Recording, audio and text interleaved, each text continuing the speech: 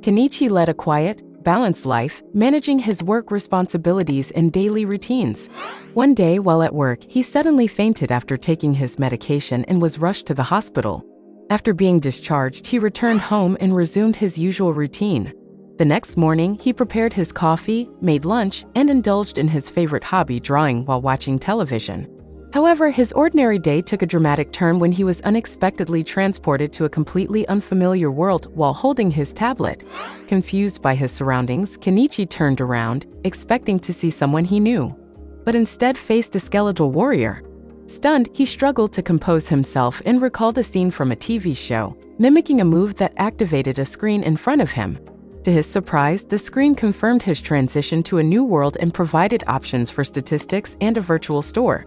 Driven by curiosity, Kenichi explored the store, where he found that it resembled one he used in his previous life, complete with an inventory labeled "Place items here."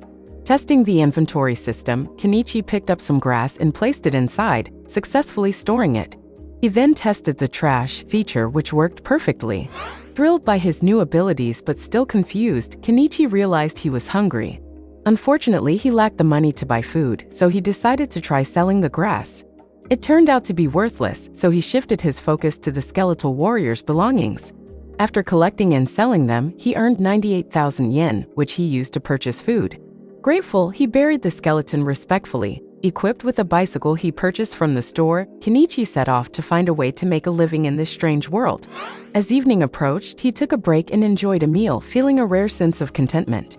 His peace, however, was short-lived when a group of monsters ambushed him in the forest. Overcome with fear, Kenichi scrambled to access the virtual store and purchase a weapon. In desperation, he bought firecrackers, but they proved ineffective. Forced to act, Kenichi purchased a slingshot and used it to injure the monsters enough to drive them away. He then fled on his bicycle. The next morning, Kenichi arrived at the edge of a forest, where he spotted the walls of a distant city. Deciding to head toward it, he narrowly avoided a collision with a passing carriage. To his astonishment, the carriage's passenger spoke Japanese, revealing that Kenichi could communicate with the city's inhabitants.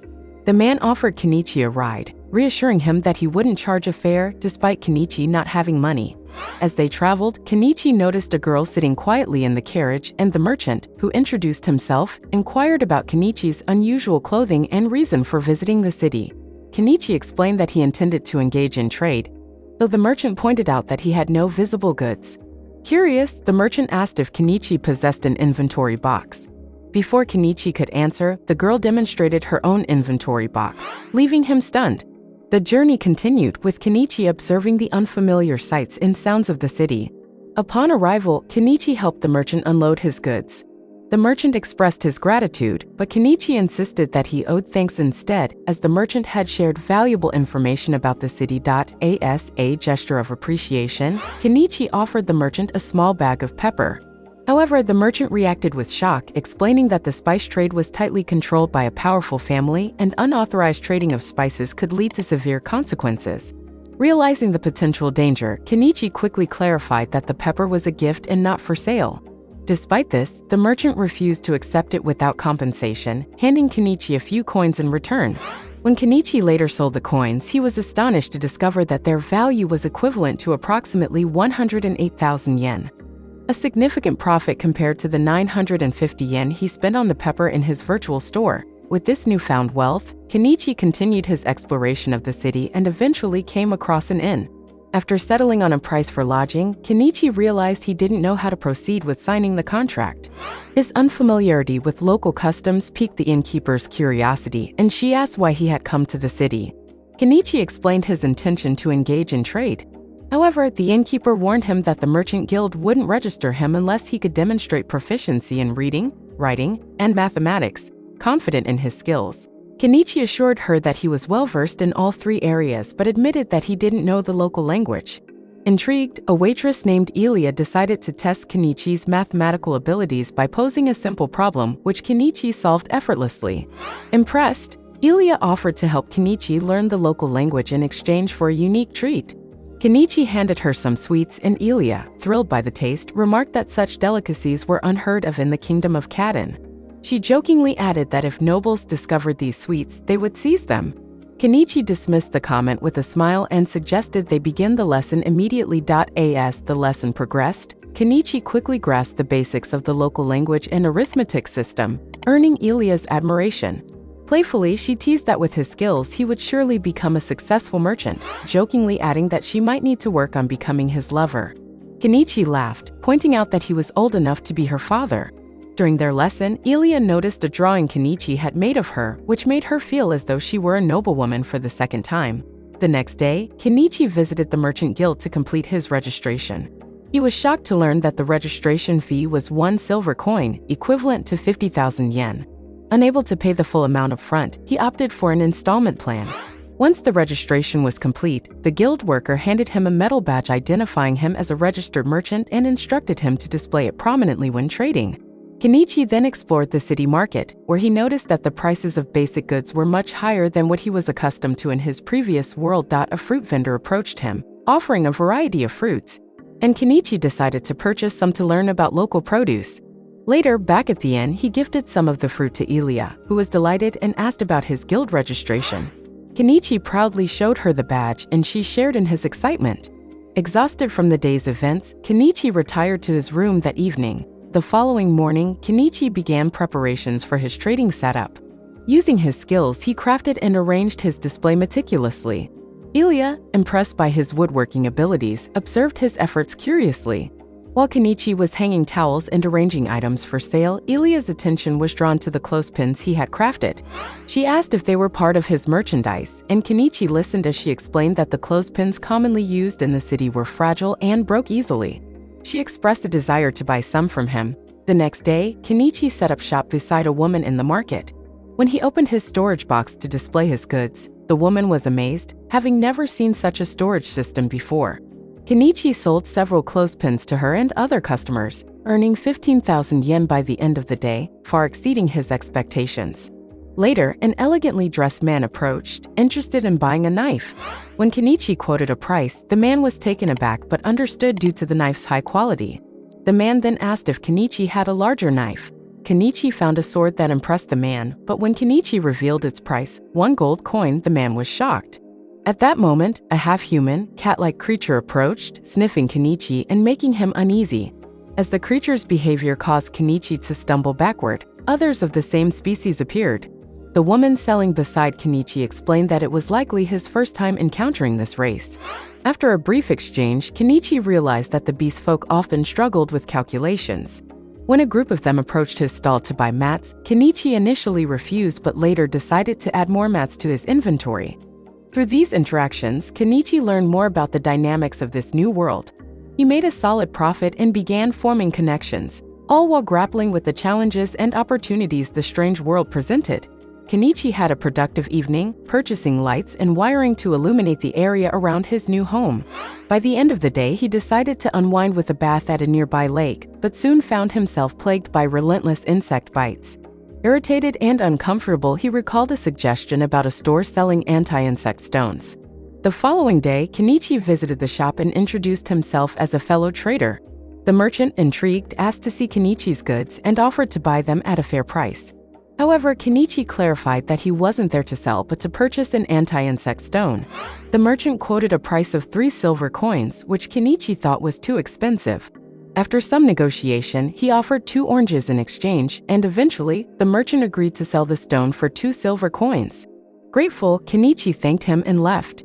Back at his shop, the woman vendor commented on the merchant's reputation, describing him as a knowledgeable and influential figure in the trade community. She suggested that forming an alliance with him could greatly benefit Kenichi in the future. As they talked, their attention shifted to a nearby notice board displaying updated images of wanted criminals. The woman pointed out a picture of Shaga, a notorious bandit leader infamous for his ruthless crimes. Meanwhile, in another part of the region, the young girl from earlier episodes was shown being sold into slavery. She and her companions were loaded onto a carriage, their fates uncertain. During their journey, Shaga and his bandits ambushed the convoy, destroying the carriage and capturing the girls. The next day, feeling rejuvenated and motivated, Kenichi resumed work on his new home.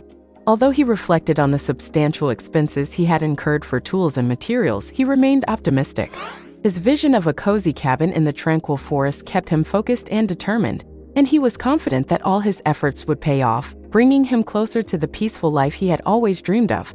Kenichi then visited Mr. Malo and presented him with sugar and salt, hoping for a substantial profit from these high-quality products.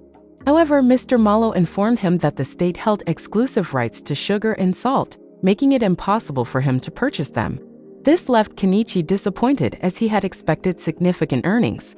Seeing his frustration, Mr. Malo tried to lift his spirits by mentioning that Kenichi's engraved stones and excess series had become popular among the nobility.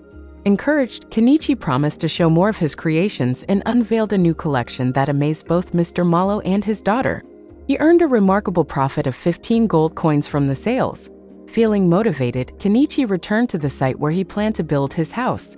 Realizing he had finally saved enough for it, he purchased a cabin priced at 1,700 yen. However, to his dismay, he discovered that the cabin required self-assembly. Overwhelmed, Kenichi collapsed to the ground in frustration. After collecting himself, he began strategizing how to assemble the cabin using his tools. While working, some beast folk passed by and offered to help. Grateful for their assistance, Kenichi worked alongside them to construct the cabin's foundation, which took nearly a week to complete. Despite the laborious process, Kenichi continued running his business to avoid losing customers. The cabin's assembly took nearly a month, but when it was finally completed, Kenichi celebrated with his friends and the beast folk who had helped him. That evening, he went to sleep on his new bed, feeling deeply content.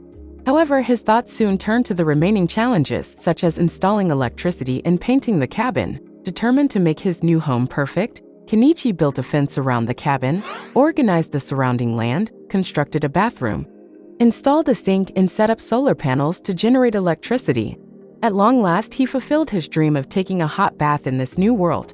Overwhelmed with happiness, he reflected that his dream of living a peaceful life was finally coming true. Later, Kenichi visited Ilia to tell her about the cabin he had built in the forest. She was shocked by the news, and as Kenichi thanked her for hosting him during his stay, he noticed Ilia was visibly saddened. She murmured to herself, "I'm the one who should be thanking you." Kenichi returned to his cabin and decided to explore the forest on his bike, taking pictures of the flowers he encountered along the way. Suddenly, an arrow struck him, knocking him off the bike, and more arrows followed. Panic set in as he quickly hid, overhearing voices discussing the strange contraption they had seen. One of them explained that it belonged to the man living in the forest. Peeking out, Kenichi saw that his attackers were beast folk. One of them suggested killing him outright, but Kenichi resolved not to give up in this world. He pulled out his slingshot and began firing, surprising the attackers and successfully hitting one. He followed up by throwing explosives, which sent them into disarray. Kenichi wasn't done yet. He jumped into his excavator and started chasing them, forcing them to flee. After the scuffle, Kenichi found a cat-like beast lying on the ground, injured by one of the arrows. When he approached to help, the creature lashed out but collapsed from exhaustion. Seeing its weakened state, Kenichi used his tools to tend to the creature, carefully removing the arrow, cleaning the wound, and applying medicine to help it heal. The creature seemed too drained to resist further, and Kenichi ensured it was properly treated. Realizing he couldn't leave the creature in the forest, vulnerable and at risk of dying, he decided to bring it back to his cabin. Once at the cabin, the beast lay motionless, and Kenichi grew worried about how to help it further. With no veterinary care available in this world, he wondered if healing magic existed and could be used to save the creature. Kenichi visited the old merchant seeking help to treat the injured cat. The merchant, shocked, discouraged him, saying, "Don't bother healing it, its hide is valuable." Kenichi ignored the comment and continued his mission. Upon returning to his shop, the woman vendor expressed disbelief that he had saved the cat, explaining that such acts of kindness were rare. Soon after, a beast folk girl resembling a cat arrived, asking to see the injured feline. Kenichi took her to his cabin, where she immediately blamed the dogs for the cat's injuries, vowing never to forgive them. As they spoke, Kenichi noticed that the cat had eaten some food, a clear sign of recovery. The beast folk girl asked if Kenichi was a doctor, to which he replied that he only knew basic first aid. Impressed by his kindness, she thanked him for helping the cat. Later, the girl went hunting in the forest and returned with birds, which they prepared together. When she tasted the meal, she exclaimed that she had never eaten anything so delicious. She then informed Kenichi that she would stay at his cabin for the night, explaining that her priority was ensuring the cat's full recovery. Kenichi hesitated but ultimately agreed. Over the next few days, the cat's health steadily improved. During this time, Kenichi focused on farming and began considering how to water the crops. Realizing that fetching water from the river would be exhausting, he decided to build a well. One night, Kenichi had a strange dream where he was lying beside a girl. He was abruptly awakened by the cat jumping on him, demanding to go outside. Kenichi let it out, and the cat wandered back into the forest. Determined to improve his living conditions, Kenichi took a break from trading to build the well. It was a labor-intensive task, and during this time, Primula often visited his shop to check on him but couldn't find him there. Eventually, Kenichi succeeded in building the well and connecting it to his cabin, providing a reliable water source. While he was admiring his work, Primula arrived at his cabin. Kenichi was surprised by her visit and asked why she had come. She explained that she became worried when she noticed his shop had been closed for several days. The beast folk girl had informed her of his location. Primula was astonished by everything she saw at the cabin and asked about the excavator. Kenichi jokingly referred to it as his personal servant. Curious, Primula asked if he could use magic. Kenichi confirmed but pleaded with her to keep it a secret. She assured him that she would. Kenichi then asked if the city gates were closed, and Primula confirmed that they were. He asked if she intended to stay the night, to which she replied, "Would you leave me to camp outside alone?" Kenichi immediately assured her that he wouldn't. When Primula saw Kenichi's bathroom, she was amazed and decided to try it out. After using it, she expressed disbelief at how easy and comfortable it was to take a bath. Kenichi, embarrassed by the situation, suggested she try it another time if she was unsure. However, she insisted that now was the perfect moment. Afterward, she remarked that the bathroom could be a fantastic product for their company, the Malo Trading Company. Kenichi, still embarrassed, bought a bathrobe for Primula, which she loved. She suggested that he supply them with this product as well. Kenichi initially declined, saying it wasn't for sale, but when she pointed out how much customers would love it, he agreed to provide a limited quantity. He also purchased a nightgown for her, which she admired greatly. Primula remarked, "With these products, Kenichi, you could become the greatest merchant, not just in Dahlia but in the entire kingdom of Kaden." Kenichi dismissed the idea, explaining that attracting the attention of nobles only brought trouble. Primula agreed, acknowledging that if nobles discovered his products, they might turn against him. Kenichi explained that his only goal was to earn enough money to live a peaceful life. Primula proposed a solution. The Malo Trading Company would take full responsibility for selling his products as imported goods, without revealing his identity. Kenichi agreed and thanked her for her support. During their conversation, Kenichi sketched a portrait of Primula. When he gave it to her, she was thrilled and asked if she could keep it. Kenichi happily agreed, making her overjoyed. Meanwhile, in the forest, the wanted criminals were camped, forcing the girls they had kidnapped to serve them under harsh and abusive conditions. One of the criminals received an assignment hinting at further sinister plans. The next day, Kenichi and Primula accompanied Ibrahim to visit Mr. Malo. Mr. Malo thanked Kenichi for taking care of his daughter. Kenichi was surprised, as he had expected her father to be upset about her spending the previous night away from home. He thought to himself that perhaps Mr. Malo trusted him. Kenichi presented his latest products to Mr. Malo, who was highly impressed. While they were discussing the products, the maid entered with the records Mr. Malo had requested. Kenichi remarked that Mr. Malo must be a very successful merchant. Mr. Malo explained that the kingdom had recently introduced a new binary documentation system, requiring all records to be rewritten. Kenichi, already familiar with the binary system from his world, found this intriguing but didn't dwell on it. Primula then began describing the bathroom she had used at Kenichi's cabin, which piqued her father's interest. He asked Kenichi to show it to him, and Kenichi agreed but mentioned it would have to be demonstrated outdoors. Mr. Malo was fine with this and wanted to show Kenichi their company's latest invention as well. Kenichi was stunned to see that the new product was a water pump. He couldn't believe the coincidence, suspecting someone might be spying on him and stealing his ideas. However, he also considered the possibility that someone else from his world might be in this kingdom. Primula was thoroughly impressed by the water pump's efficiency in drawing water quickly. Kenichi, feeling disheartened, tried to divert their attention by demonstrating his bicycle. However, both Mr. Malo and Primula laughed, thinking Kenichi was joking. Back at the cabin, Primula started visiting Kenichi frequently.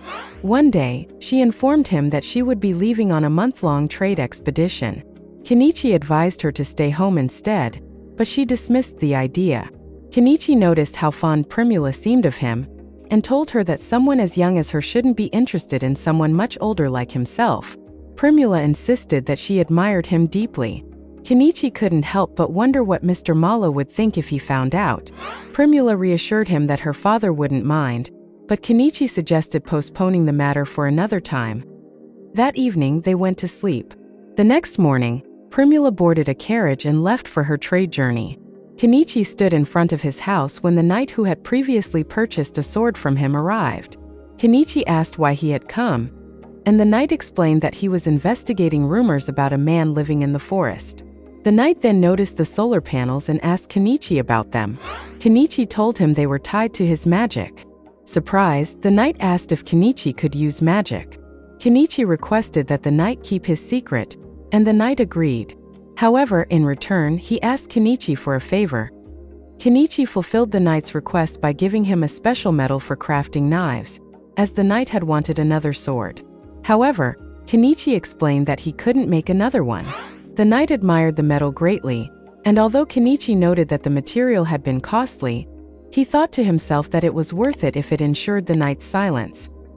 He suggested that the knight take the metal to any blacksmith who could forge a sword similar to the one he had purchased before. The knight thanked Kenichi and, in return, shared some information. He mentioned a rumor about someone new in the region. Kenichi and his team completed their mission, returning to the city with Primula, where her father and the townspeople eagerly awaited her safe return. Primula's father, Mr. Malo, was grateful for Kenichi's help and expressed interest in turning her new shirt, a gift from Kenichi, into a product. Kenichi reflected on how his life had changed. He had wanted a peaceful existence but instead found himself involved in dangerous missions. After the girls that Kenichi had rescued revealed they had no homes to return to, Kenichi offered to help them settle in Dahlia, a large city. Anemone, whose village had sold her to ease their burdens, chose to join him despite the long distance. Kenichi also agreed to escort them, ensuring their safety along the way.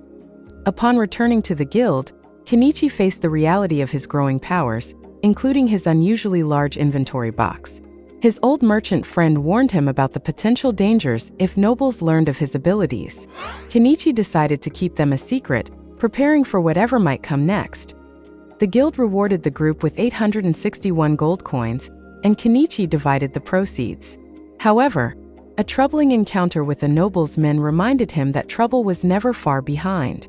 He narrowly escaped a confrontation, leaving the city to avoid attracting further attention. As Kenichi traveled with Anemone, they encountered an old acquaintance, Fu, who shared his excitement about Kenichi's new journey. Later, they met Croton, a man from the village across the river, who was suspicious but ultimately trusted Kenichi. While settling in a peaceful location by a river, Kenichi began experimenting with biodiesel production and illustrating stories. As he prepared for the future, Anemone and the cat accompanied him on his journey. One day, they encountered an unusual situation involving Zyra, a spice guild seeking revenge. Kenichi and his companions successfully thwarted the threat, gaining the trust of those around them. Soon, however, trouble returned in the form of Mary, Croton's daughter, who fell seriously ill. Kenichi, determined to save her, set off on a dangerous mission to retrieve a rare cure. With the help of his companions, he hoped to bring Mary back to health before it was too late. Thanks for watching.